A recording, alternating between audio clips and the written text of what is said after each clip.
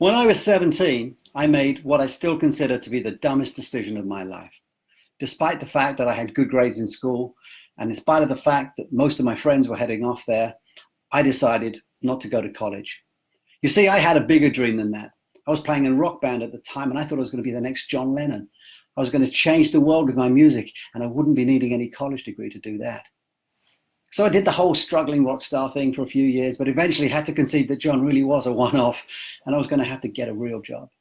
But I still had this feeling that it was my destiny to change the world in some way.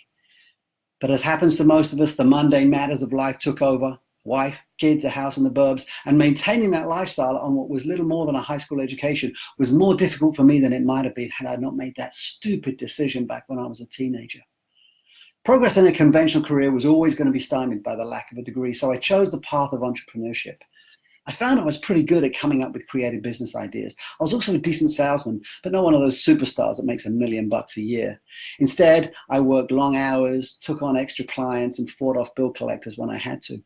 Suffice it to say, changing the world slipped down pretty far on my long to-do list.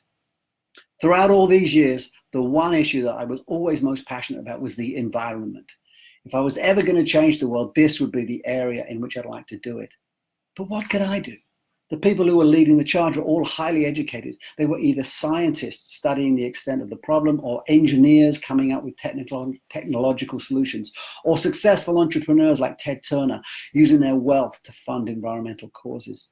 I was none of those things. I was a hardworking, reasonably smart, middle-aged guy, desperately wanting to leave some sort of legacy, but who hardly had time to step off the hamster wheel, let alone find the energy to save the planet. Then I heard some report that planting 1 trillion trees would help us take a giant step in fighting climate change. It was put out by some highfalutin scientists from some ivory tower in Switzerland, and they had built some sophisticated computer model to figure all this stuff out. And the salesman in me immediately thought, keep it simple, guys. The average person on the street doesn't even know how many zeros there are in 1 trillion, let alone how to go about planting that many trees. Just divide that number by the number of people in the world and tell us how many trees we all have to plant. It'll be simple. Now, I may not be a mathematician, but I can do arithmetic.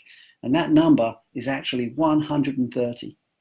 And right there, in that simple, not very large number, I found the purpose I'd been looking for. If I could find a way to help every person on the planet plant just 130 trees, maybe I could change the world after all.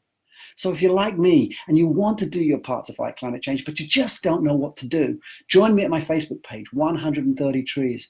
We're working together to change the world, and we don't need no college degrees to do it.